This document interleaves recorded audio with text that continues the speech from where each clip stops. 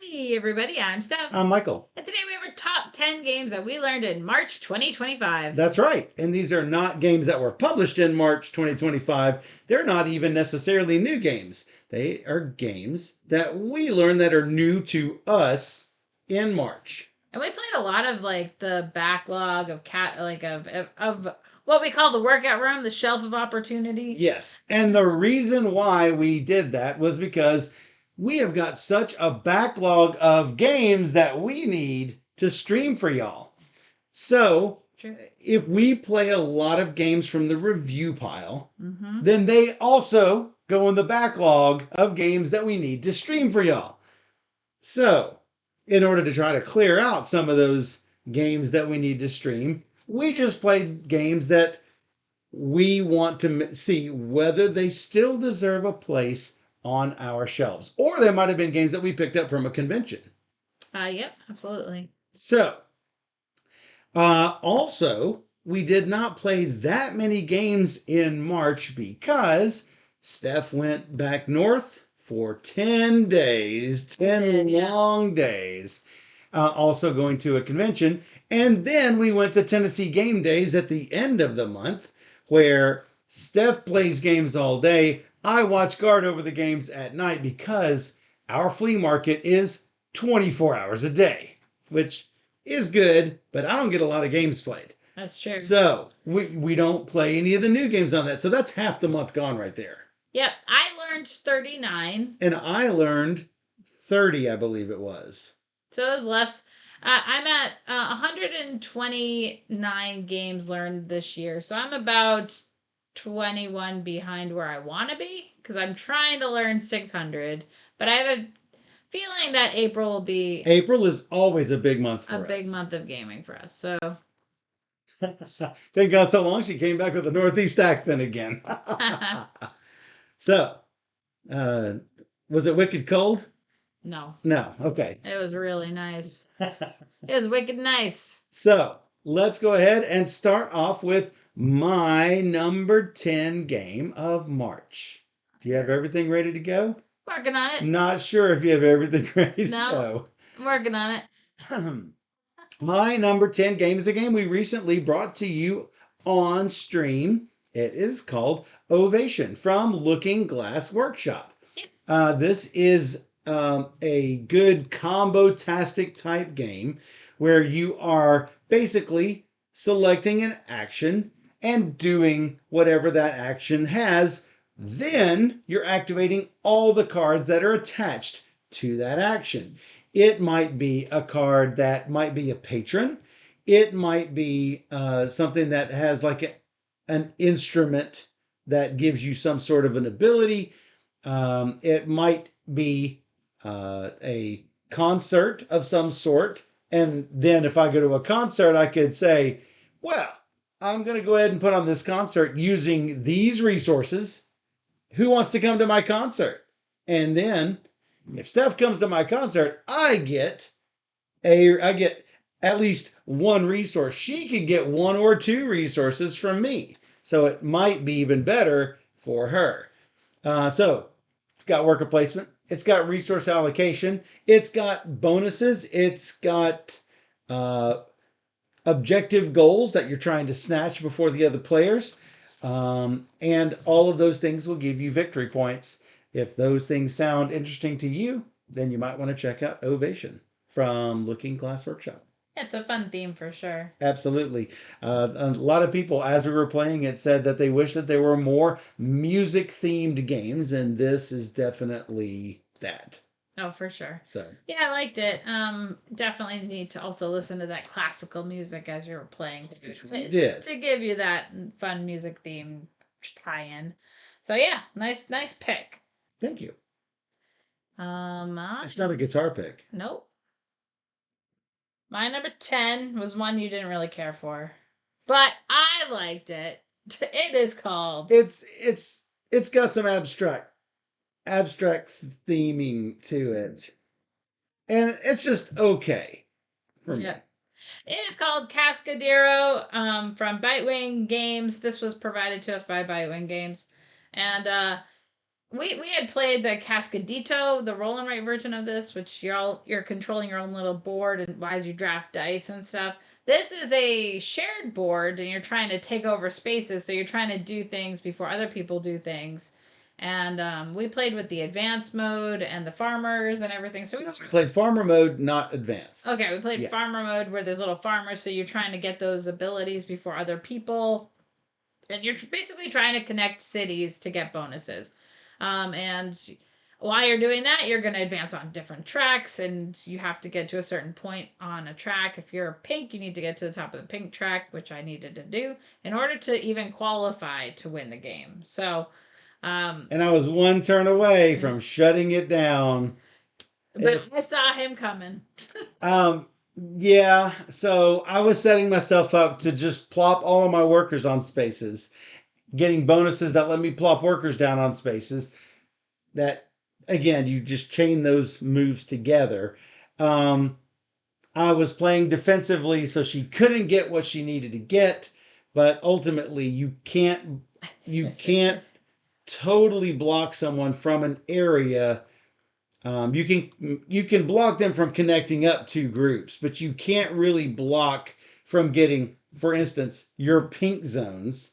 And as long as you got your pink to the top, you qualified to win. So Steph had killed me on points. I'm like, the only way that I can survive is getting rid of all my meeples and ending the game before you get to the top. If you don't get to the top, you don't qualify to win. So it didn't matter how many points she got, as long as I could get rid of all my meeples. That's true. And that did not happen. It's because he waited a turn too long, because I saw it. One turn too long. He's sitting next to all these spots that let him get all these extra turns. I can see what he's doing. I had like 5 meeples left. Had I gone a turn early, I would have been out of meeples. But the game doesn't end until I try to place one and I have none left. Yep. So I wanted to place. Oh, I don't have a meeple. I can't place. And I was one turn too late. I think it's a pretty easy game to get into. You can play with a bunch of people, or 2 players worked fine as well. And yeah, I thought it was nice. Yeah. It felt like a Knizia, so it makes sense. Yeah. Hey Edward, how's it going? We are in our top 10 games that we learned in March 2025. Yeah, well, last month. Yeah. Yeah. Moving on to number 9, you've arrived rather early.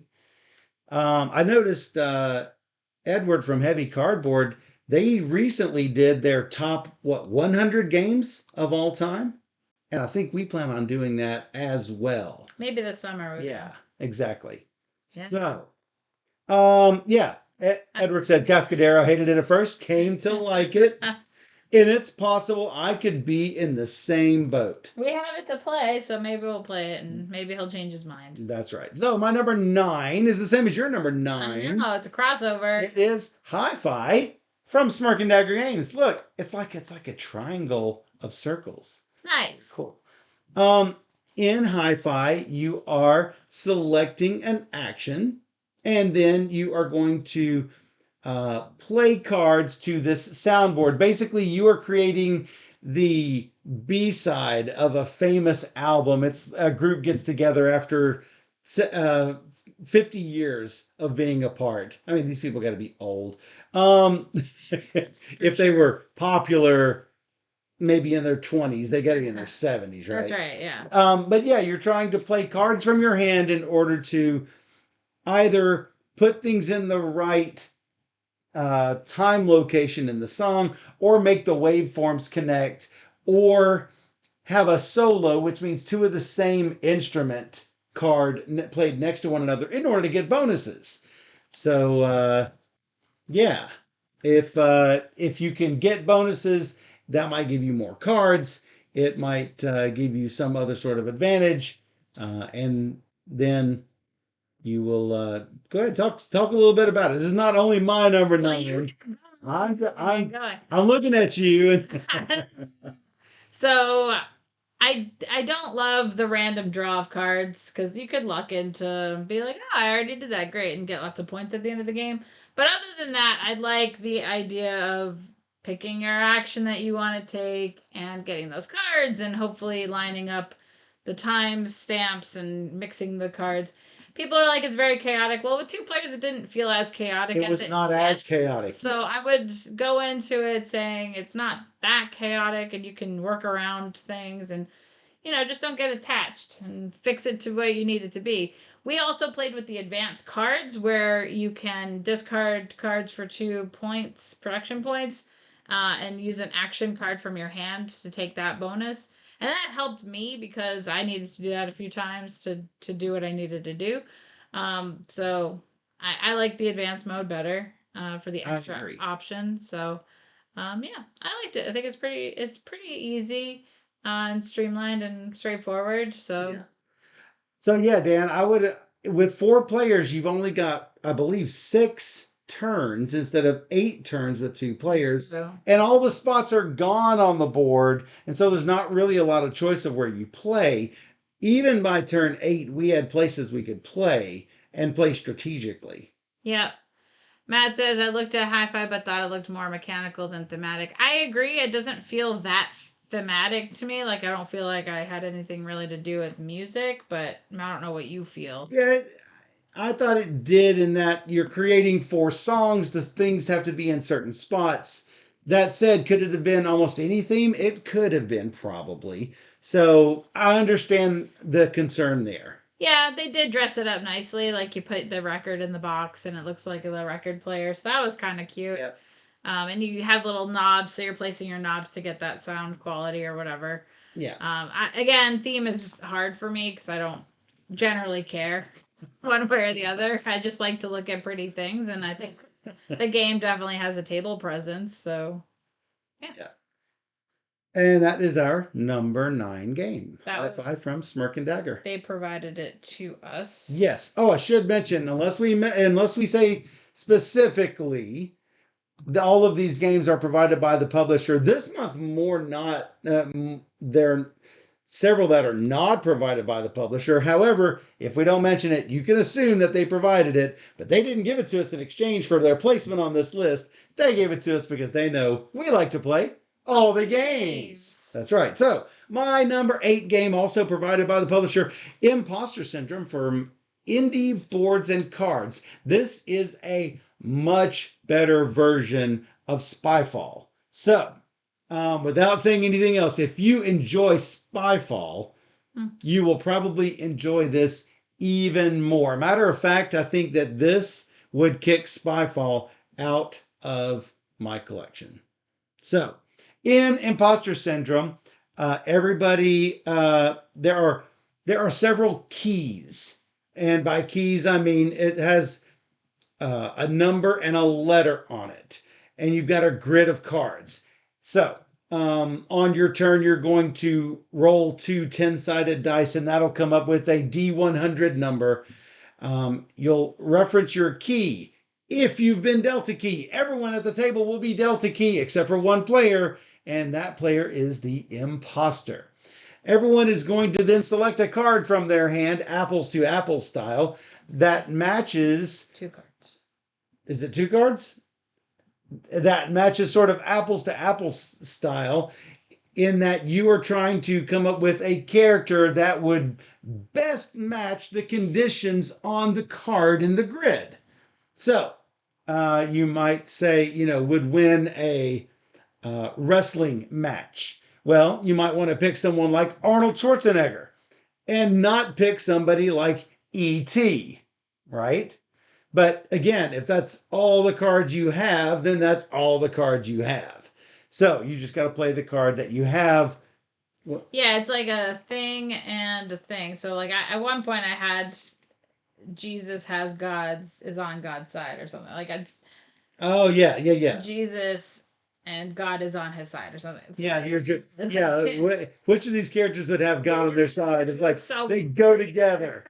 So everyone is going to present why they think their choice is good, and then we go 3, 2, 1, vote. This is who we think the imposter is, and yeah. So you lay them all out, and then you have to explain why. Yes, you have to explain why. Now, not apples to apples style. Everyone votes based on what they see. On Imposter Syndrome, you are showing your choice and why you think it was the best choice for the situation. 16 ace cards, and then you reveal what the actual category was. So you're sitting there like, okay, how can I spin this in my favor? If you don't know, so you do have a chance to like think of something. Yes. Not the 007 movie. This is a game called Spyfall, where you're trying to say things at the table that make people know, oh, I'm looking at the same card you're looking at. Yeah. And but I think this is a better version of that style of mechanic. Yeah. Where there's one person who doesn't know what's going on for real, but might be able to bluff their way into winning points. I think probably a downfall, if you play it a lot, you're going to remember the key. But there's 100 of them. I know. If my favorite number is 11 and I know 11 is C, maybe I'll remember that. But otherwise, I'm not really going to know. If you're that good that you can remember some of those numbers that come up, I suppose. And if you just roll the same number, roll it again. It's easy to fix. All right. But yeah, if you are that good at remembering, you deserve to be the imposter. That's right. That's my number 8 game, Imposter Syndrome from Indie Board and Cards. Oh, nice. My next game was not provided by the publisher. It was off of the shelf. It's called Deckscape Tokyo Blackout from DV Games. This was one of the better Deckscape games, I would say. I really liked it. I actually really like the series, the Deckscape series. This was one of the better ones that we've played recently. And because I also played this month, I played Deckscape in Wonderland, which I liked, but it was a little bit lower on my list. You did not play that one. No, but I like the Wonderland theme. But this one was really cool because it had a lot of fun puzzles, and it's just fun to try and solve those puzzles. And I like the theme. I think. Yeah. The Tokyo Blackout theme, but possibly Godzilla, possibly not. Yeah. Exactly. But so if you enjoy the escape games, like those types of games with puzzles and figuring it out and trying to make as few errors as possible and end the game within a certain amount of time, blah blah blah. It's like, oh hey, we have to line this up so everything is good. Oh, we didn't put this in the right place. That gives an X, and that's going to lower a score at the end. So yeah. Yeah. I feel as if Godzilla were in Tokyo, you would notice. That's true. You might notice. It's fine. You might be little bitty. It might be small. You're not sure. Yeah, it's fine. So yeah, I agree that this is one of the better ones. We played it 4-player, and it was a good time. Yeah. No, we played 3-player. Oh, it was 3-player. Susan was in here. That's right. Games, yeah. That's your number 8, Deckscape Tokyo Blackout. That's what happened. My number 7 game, I thought was going to be on your list. Oh, yeah.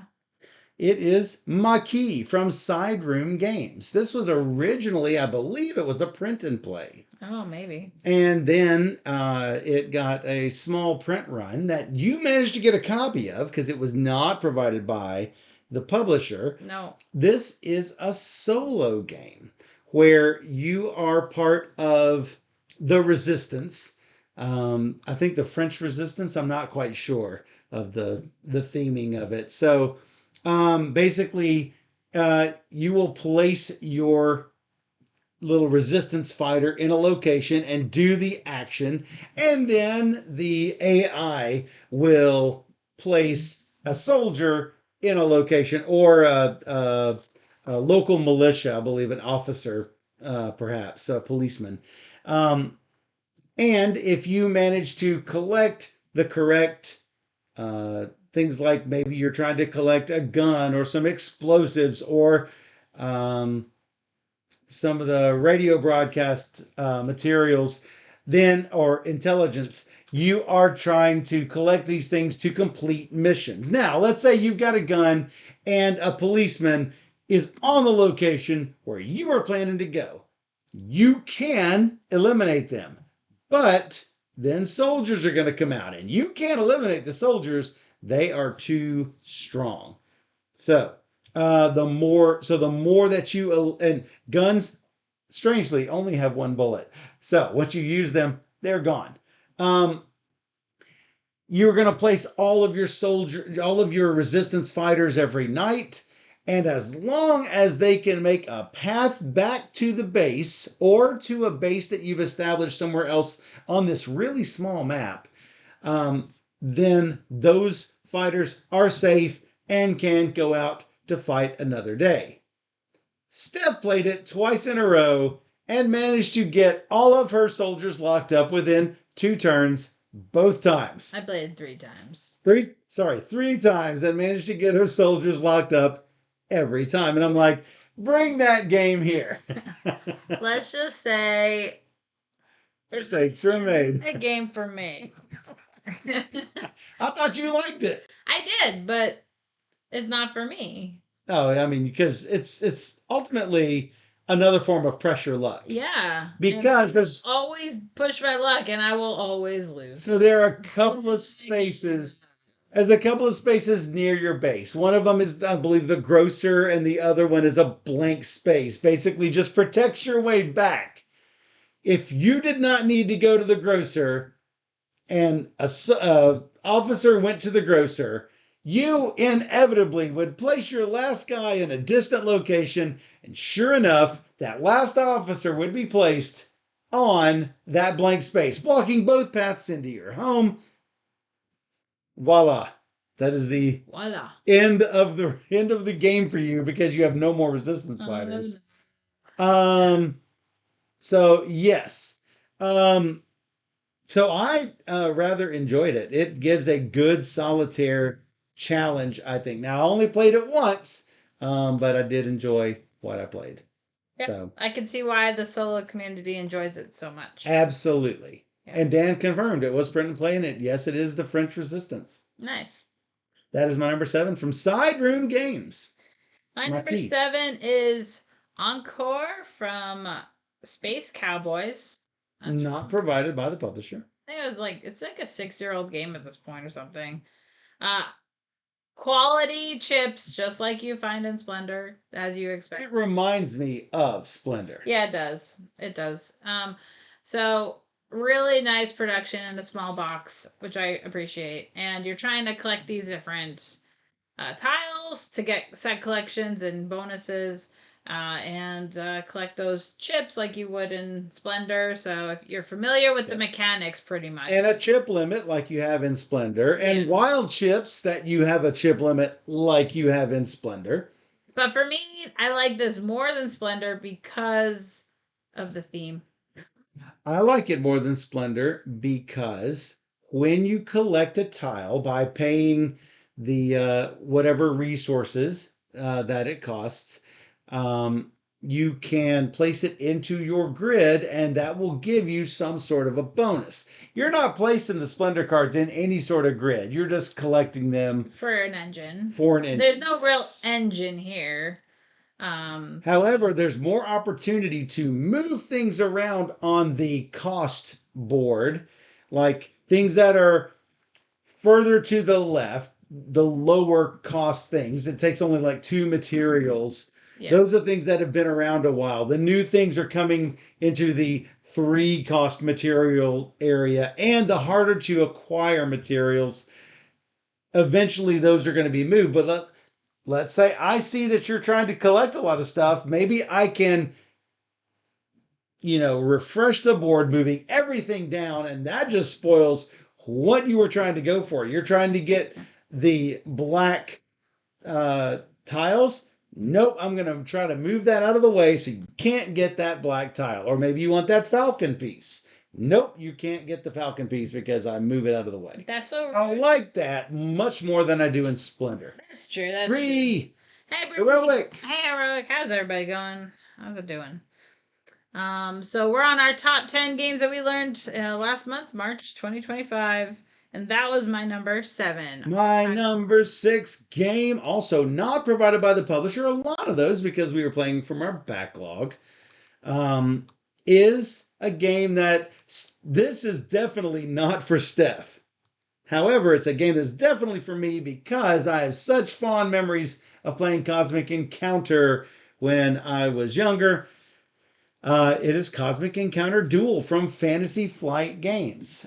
Just like in Cosmic Encounter, you are provided an alien race and you are trying to place your ships onto planets until you have presence on 5 of those planets. The game mechanics work rather similarly to Cosmic Encounter. There are a few little differences, but it works really great with 2 players, I would say. Um, it's really the Cosmic Encounter at its heart is a negotiation game. Obviously, this is not a me versus her negotiation. This is going to be where you are negotiating with these uh, random factions that you are trying to gain their support, or maybe you lose their support, um, and then you can use their powers as you go. So, yeah, this is. I did not expect a lot because this is before the big craze of duel games, especially like really right now is a golden age of duel games. Absolutely. Where you're coming out with Azul Duel and all these other ones that are coming out. So I wasn't expecting much, but I was really surprised by what I found. You've got your normal negotiation cards where you're playing your cards for its power, but then you've also got other tokens that you can play in order to maybe eliminate some of your enemy's ships before she can even place her ships on the planet. Really enjoyable. I would highly recommend Cosmic Encounter Duel from Fantasy Flight Games. Yes, this is a top 10 Cosmic Beat. It wasn't for me. This was not one of her top 10s. This might have made your bottom 10 of the month because you never liked Cosmic Encounter. And so you did not care for the duel, though you did graciously play it with me. Yeah, I wanted to like it. Duel Azul. All right, my number 6 was provided by the publisher. It is Mythical Dice from Yellow. I happen to love Skull King. This is Skull King the dice game. Spoiler. And this is Skull King the dice game. It's crazy. So if you're pulling dice from a bag each round, 1, 2, 3, 4, 5, whatever, you're going to pull the number of dice and put it behind your screen. And then you have to throw a bid based on what you think how many tricks you're going to win. And if you're leading, you have to choose a die color, and then everybody must follow suit if they have that die color. Otherwise, they play whatever they want. And they roll, and then you see how you do. And it's bonkers because you're betting on these dice. My dice. How am I gonna do? No, you're gonna roll. You think I'm definitely gonna win this one because it's the brown one. That's the best one. But you roll a flag and you lose. So it's bonkers. My first game I got. Flags are just a surrender flag, is what she means. I got minus 200 the first play. It's got to be one of the all-time low. It was it was a lot of fun though. I brought it to other groups. They love it, so I've been playing it. I think it's great. I like Skull King though. I will play either. Dan seems to say he likes this one better than Skull King. I don't necessarily know if that's true. I also like this better than Skull King, believe it or not. Of course, what Dan and I have the same opinion. What? Really? Yeah. It never happens. Actually, it always happens. This barely missed my list. I will play Skull King, but I don't enjoy it because I don't feel like I have enough control. I feel like with this, despite the combination of having the dice and not cards, meaning I know what dice I've got, but I don't know what they're going to throw, I still feel like I have not less control, but more control, which seems counterintuitive. Like, I'm throwing a silver die. I don't know what I'm going to roll on it, but I'm throwing a silver die. I feel like I've got more control, strangely enough. So controlling either, so I'll take either. because I kind of bid crazy, and that's just how it goes. Yes, she And I does. lose. It's fine. Fine either way. So yeah, that is Mythical Dice from Yellow, not provided by the publisher. It was. Oh, it was. Yes. Oh, this is the one that you forgot to bold. This one I forgot. So it was. Got it. All right, now we have a crossover. Because my number 5 is your number 5. Yeah. And maybe it should be higher. I don't know. I really like this one, but I think I want to play this more to see how I like it. Like it. All right. It is Spectral from Bitewing Games. Bitewing with the second game on your list. Yeah. Kicking butt. That's right. Go ahead. I like it. It's deduction, and you are using these pieces that are worth points if you don't use them, but you want to find out information on the board. So, in order to do that, you need to use your points, basically. Use your little playing pieces to capture. And if you need to go into a space where someone else is, you have to use a bigger piece. That will be even more points if you don't use them. So like she can bump my 1 soldier off with a 2 soldier. Yeah, you should be sure. And I could bump her 2 soldier off with a 4 soldier. Yeah. But what if there is a skull that's going to be on the space next to it? Well, all of my guys are going to be eliminated. Any pieces around skulls at the end of the game will be gone, not count for anything. So you have to be careful where you're placed because you're trying to collect gems, but also avoid the skulls. And all of these cards that you're learning information about will tell you where gems or skulls will be in the final board reveal. Right. And so you're trying to play towards that. You could maybe play towards what other people are doing and hope that they're right, but well, here's the twist. When you look at a card, that doesn't tell you what's on the card. It refers to something that is several spaces away, maybe 2 spaces diagonally, or reflected over the horizontal border. It's like there's a skull 2 spaces away diagonally. That's where the skull is, not on this skull card. This skull card might have some good stuff on it. Right. So that's where the deduction comes in. Each row has its own 4 cards. There's going to be 1 skull in each row, 1 skull card in each row, I should say. That refers to whatever else. So by deduction, you can say to yourself, I know these other 3 cards in the D row, therefore I know what this 4th card is in the D row. And I can know where the gems are and I can know where the skulls are. Or if you found out what the rows are, maybe the D row, you don't know where the skull is, but you know that it's going to be reflected far row, away. Or yes. Yeah, so you can kind of deduce where it might fall. But yeah, it's a lot of good thinking there. So pretty clever gameplay for a quick game. Yep, and there is an advanced mode as well. Mm-hmm. So there's a little bit of cool little deductive gameplay there. The one concern that I have is if you place your first few pieces next to where there are going to be skulls, that might be enough of a disadvantage to tank you. The first game that we played, I think you won 120 to 60 or so. The second game that we played on stream, so if this sounds fun to you and you like deduction games, check out our video. It was really close. So, yeah, Cosmic Beat says I've been close to pulling the trigger on this one multiple times. Yes, I would recommend this. I would too. So, be sure to check out Spectral from Bitewing Games. Yep. My number 4 is your number 4. Again, this is weird because I intentionally do not look at Steph's list when I'm making my list. Further complicating the matter is I don't play all the same games as you do because your number 1 game, your number 3 game, I've never played before. That's true. So that sometimes throws us off somewhat. But these were identical. Yep.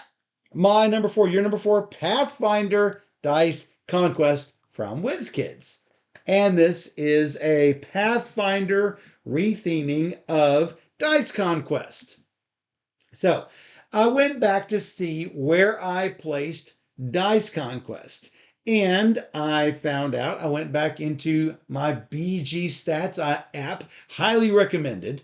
If you don't have BG Stats, it's really worth checking out. I started logging my plays in 2021.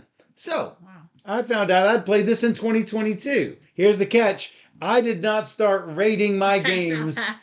At least I did rate the games, but I did not keep them on the spreadsheet until the end of 2022. Oh. 2022. Oh, okay. Yeah, our top 22 games of 2022 are in that spreadsheet. So I'd have to go back and look at the video. I don't know where I rated Dice Conquest, to be fair. But this one rated a spot in my top 4, as it did you as well. I know you love this. I was excited to play it. One, because I knew it would make my top 10, and I wanted a couple more that I really enjoyed. So this one, cooperative, quick dice throwing, dice chucking game where you draft dice to take out the different creatures, and you have a cool ability that you can use during the game. And so We might play it tonight. ultimately, you're going to try and take out the boss, and he's hard. Oh, yeah, for sure. Each of the creatures has either a reveal ability or some kind of persistent. Yep. Might have a magic item on it, so when you destroy the creature, it will come to you, and you can use that card as a magic item to further manipulate the dice. Maybe you can re-roll some dice. Maybe you can bring a die back from the spent dice back to your available dice. And the cool thing is that there's like one of each of the dice that you would normally use: a D4, D6, D8, D10. Is there 2D10? Another D10, the D100 version of it, which doesn't give you up to 100. Yeah, okay. It's just a normal set of dice. D12 and D20. Yeah, and obviously I love the Pathfinder theme. I love it. I don't know why. It's because of the card game. It's because of the adventure card game, for sure. Yeah. You fell in love with that game. Yeah, and I just want to play that, to be honest. I would play it. Hey, Desert Island, that's one of my games I'm taking. For something that's quick, just to kill some monsters, this is definitely an easy time. Like, it's not easy in the fact that the game is easy to win. It's easy in that it's easy rules. It's hard to win. It's hard. We win the last die roll. Hard to win. Charcoala, I agree 100%. I enjoy quick dice chucking games. Not every game has to be a deep, intense Euro. What? I know, right? You gotta tell some of my friends that. Sometimes. Edward was watching from Heavy Cardboard. So sometimes you just want to just chuck a bunch of dice and, take out the cards cooperatively. It's a cooperative adventure. So be sure to check out Pathfinder Dice Conquest from WizKids. It was provided by WizKids. Yes. And I know WizKids is watching. Excited. Thanks for watching. Very excited for that. My number 3 game had such big potential, but it's still rated number 3. It's true. I was hoping it'd be number 1, but it slips to number 3. It is History of the World 2025 from Rio Grande Games. History of the World is a redo of a classic game, which has been redone a couple of times. Originally from 2008, I think, and then done again in 2018. And then Brief History of the World was sometime. Brief History of the World was between those two other versions of History of the World.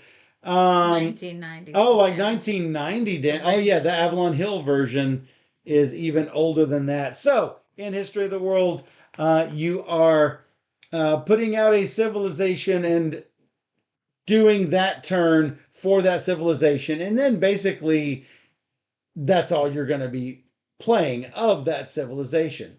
It basically, in small world terms, goes into decline.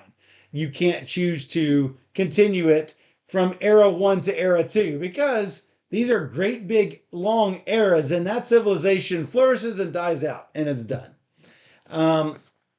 There's a lot of for those of you who know History of the World, there are a lot of similarities in this and previous versions, but there are a lot of differences, significant enough that I almost think they almost should have renamed it.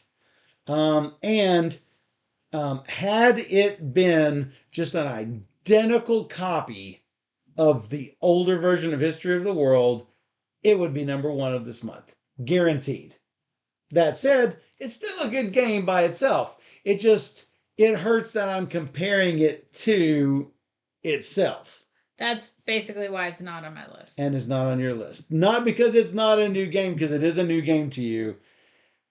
But the thing that hurts it is that it compares it to itself. Yeah, and I don't love the changes they've made. Though I did like it better on second play, but I find it's much harder for me, a who can just look at the board and count everything. You can't do that here. If you really have it in your mind on how you want to count it, it's very hard to calculate everything.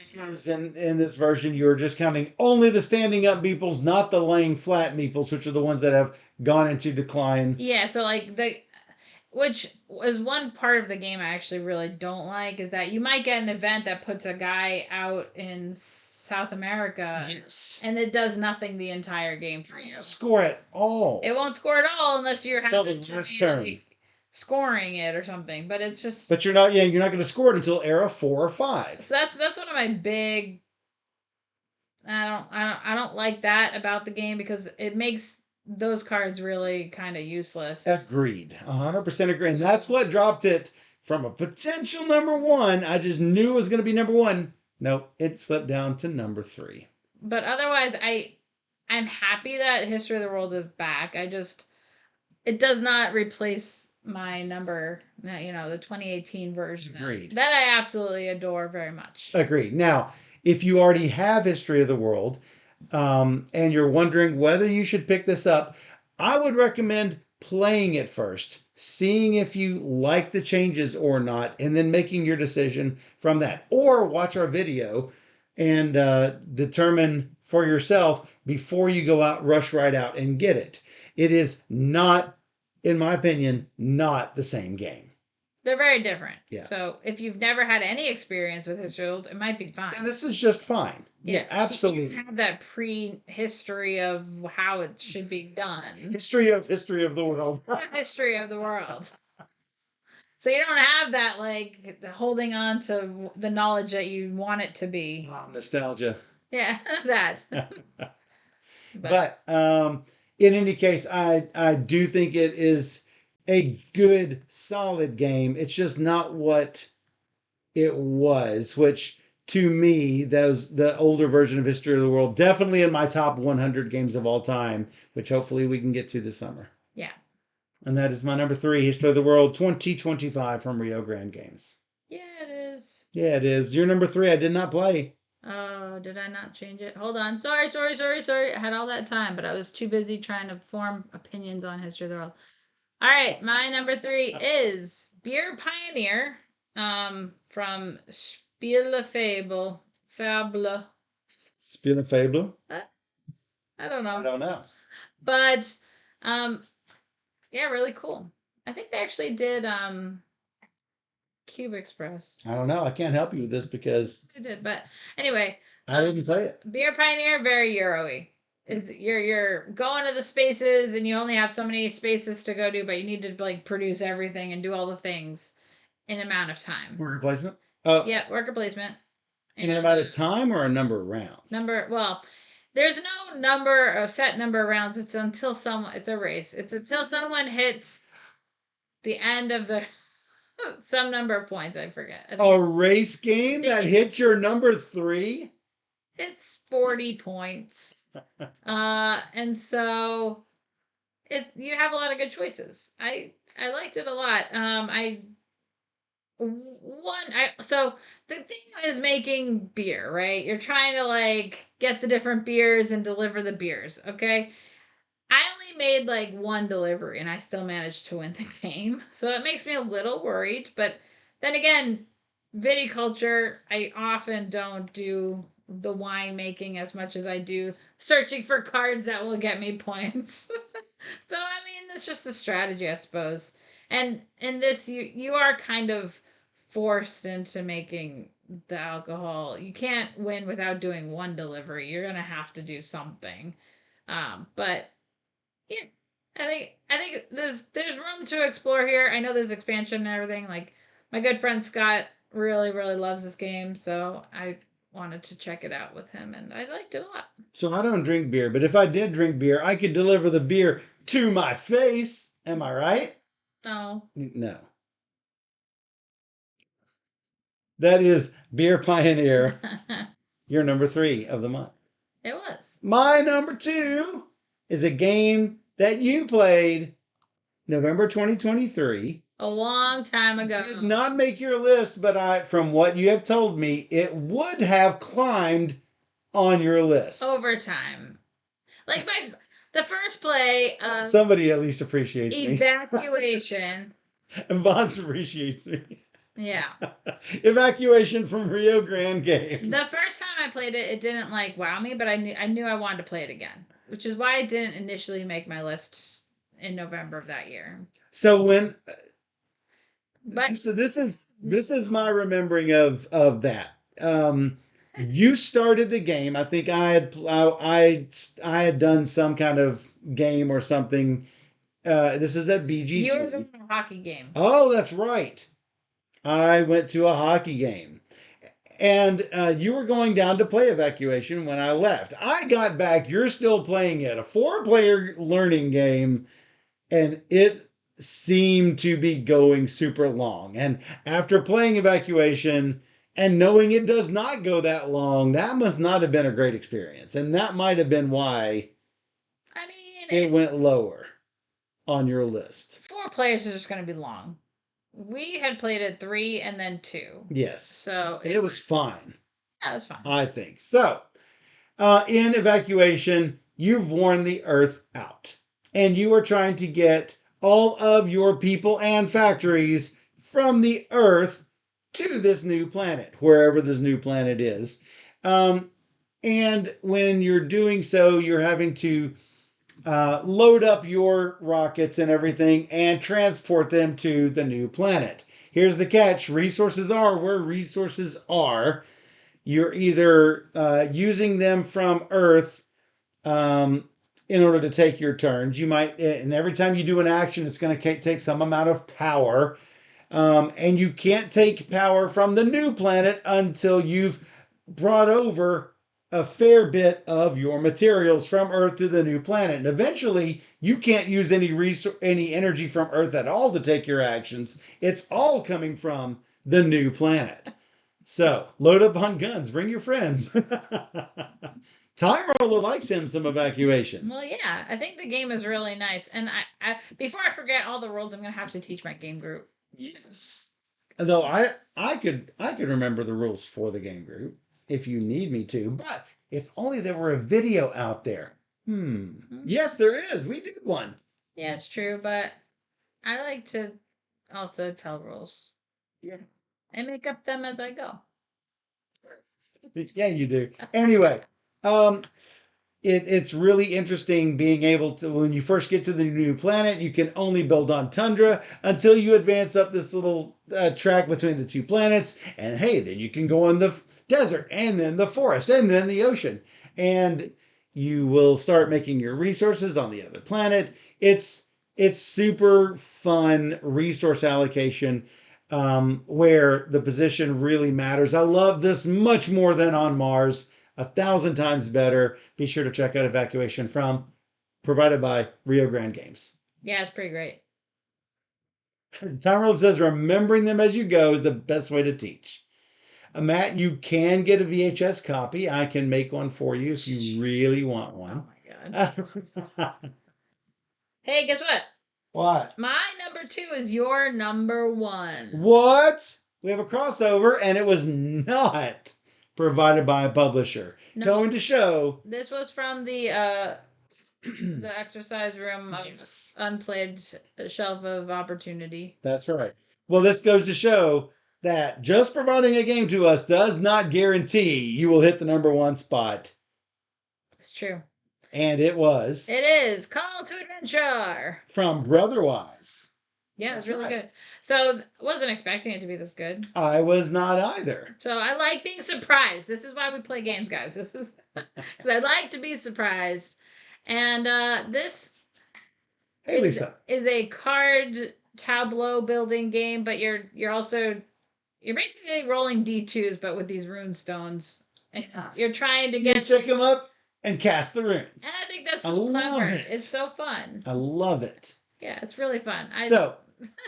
If you have cards that you're drafting cards from a tableau, levels 1, 2, and 3 as you go. Charcoal says more rolling. That's right. I love it. So, if you're trying to acquire a card, you're going to have to try to make some roll to get to a destination target number. And you have to do those with those rune stones. If you are doing an intelligence and dexterity check, it's basic. Actually, it's the 6 stats in D&D: strength, intelligence, wisdom, dexterity, constitution, and charisma. And let's say you're doing intelligence and dexterity. Any icons you have in your tableau that give you intelligence or dexterity, you will take those and cast them, adding in any bonuses that you have, and then maybe getting the card. Yeah, I really like that one because you're essentially building up your tableau of symbols, but there's also another set of symbols that you can grab, like if you can make sets of those as well. So it's like multiple sets that you're trying to build as you're collecting these different cards and stats or whatever. And the game is actually fairly quick because each set of cards you're just getting like 3 total. Right. See, each adventurer has their own goals and aspirations. So you have a character card, and you have a motivation card, and you have your final destiny card. Yeah. And that basically, you know what they are, but your opponent does not, and you are revealing them and heading your character down that path. Right. So I love that. Many ways to score points. Different ways of, there's ways that I can, if my opponent has a symbol showing, I can use her symbols for that if I have some sort of ability that lets me do so. Anyway, as the chat has said, they also love Call to Adventure. I have been putting it off. Not that I didn't think I would like it. I did think I would like it, but I thought it was a different kind of game. Like, looking at the box, it's not really what I would have expected. It looks like a storytelling game. It looks more like a storytelling game where you're going like along and you have to make choices, blah blah blah. This is not that. It is a tableau building, runestone throwing game. Fantastic. Yeah, so it was not what I was expecting, and that's good. And it is off of the shelf of unplayed opportunities and onto the shelf of permanence. Of keep. Keepsies. And there are a couple of expansions that I know I already want. Oh, yeah. So we should contact Brotherwise because I want it. I don't know if they make it anymore. It could be so old that... No. Yeah. Bree says, my only gripe is that it never has you name your character. You can always name your character. Yeah. You can always do. Not those symbols. Matt. True. And that is your number 2, my number 1 game of March 2025, Call to Adventure. Your last game, also not provided by the publisher. Your top 3 games were not provided by the publisher. No. Well, let's just not yet, because I really hope they do. I anticipate they do. They will, because we have. So my number 2 and number 3 games were Rio Grande Games. Yeah, they have provided games to us, and this is also. And I have not played it. This is also a Rio Grande game. It is called Power Grid Outpost. What? So for those of you who like Power Grid, and for those of you who like Outpost, Power Grid Outpost. To be fair, it's not. It's not. It's not Outpost really at all. You were hoping. I was so hoping. Okay, I love Outpost. And a lot of people have never heard of or played Outpost. That's true. I understand that. I did begrudgingly make Michael play Outpost at one point, which he didn't love, but he tried it. So there's that. I didn't hate it. He didn't hate it. Cosby, you should really play some Power Grid. But actually, I would say play Power Grid Outpost because this is, I would say, a simpler Power Grid. Because instead of the 3 resource tracks, like you have an up and Power Grid, um, you just have like one worker line that you're sharing amongst people, and you have these settlements you can make to put the people in for good. So you always have like some number of people available to work your power plants to get the generation you need. Basically, the whole game is you want to create this network on the board of getting down your power plants and powering them all. And if you can power a certain amount before anybody else, you will win. It's a race because and it came down to a tie between me and Asher, and I lost by $2. So tiebreaker's money, very important. You're spending money on the cards because there's an auction mechanic to put up for bid cards in the display, and then if you don't get the bid, somebody else gets it. A new card will be revealed, which will change the row possibly of cards. It's just like Power Grid. It's been a minute for Power Grid for me anyway, but that's how it goes. And then you're bidding on these cards until everybody has one or passes or whatever, and then you build. You do the build phase based on how many houses you have. So if you have a lot, you might go first, but then you're gonna get like last pick of this thing. It's like a whole situation where turn order really matters, and you want to be at the bottom, but you also want to get the things you want for the cheapness that you can get, and all that stuff. It's Power Grid, but I would say a little bit easier. Thanks for following. Yes, it was also a Scepter of Zavendor and Phoenicia, but Outpost was way better than both of those. But I would give Zavendor another shot. I still have it, but Zavendor actually lets you play with 2 people, which I guess you can do that. But Outpost, you really want a lot of people, right?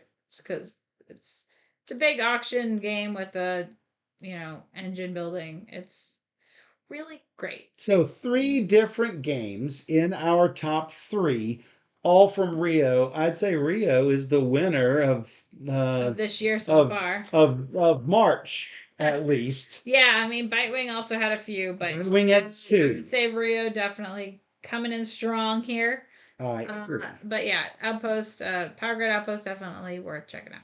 Yep. So, before I forget, what? We recently picked up somebody's Power Grid collection. That's right. And there were several newer maps that I did not have that came into my collection, and managed to snatch those up before selling all the rest of it away. Yeah, I posted a picture of like, this is what you have to do when you buy collections of Power Grid to combine and make sure everything is what you want for your own collection, and you have all the cool things. So yeah, I want to play Power Grid again. It's been a long time. So. I agree. Thanks, Ravenfall. Greetings from Norway land. Wow, nice. Says Ravenfall. Thank you for the compliment. We enjoy bringing you this great content. Here is the rundown of our top 10 in case anybody missed them. Or if you're like a lot of people and you just fast forward to the end to see what everybody's top 10 is. I know a lot of people do that. So, sure. My rundown. My number 10, Ovation from Looking Glass Workshop. My number 9, High Five from Smirk and Dagger Games. Number 8, Imposter Syndrome from Indie Board and Cards. Number 7, Maquis solo game from Side Room Games. Number 6, Cosmic Encounter Duel from Fantasy Flight Games. Number 5, Spectral from Bitewing Games. Number 4, Pathfinder Dice Conquest from WizKids. Number 3, History of the World 2025 edition from Rio Grande Games. Number 2, Evacuation, also Rio Grande Games. My number 1 game, Call to Adventure from Brotherwise. Nice. My number 10 is Cascadero from Bitewing Games. Number 9 is High Five from Smirk and Dagger. Number 8, Deckscape Tokyo Blackout from DV Games. Number 7 is Anchor from Space Cowboys. Number 6, Mythical Dice from Yellow. Number 5, Spectral from Bitewing Games. Number 4, Pathfinder Dice Conquest from WizKids. Number 3, Beer Pioneer from Spiel the Fable. And number 2, Call to Adventure from Brotherwise. And number 1, Power Grid Outpost from Rio Grande Games. And those are our top 10 games that we learned in March 2025. And we already started learning games in April, so we're getting ready. Yep. And if you want to know when we publish these top 10s, it's always the first Wednesday or Sunday of the month. That we're streaming it. That we're streaming. We might be away at a convention, but the first day we are back, that's when the top 10 gets published. Definitely. And you can always check out your entire playlist of games for the month so many. On your blog, All the Meeples of the Rainbow. It's a blog on Board Game Geek. Be sure to check that out.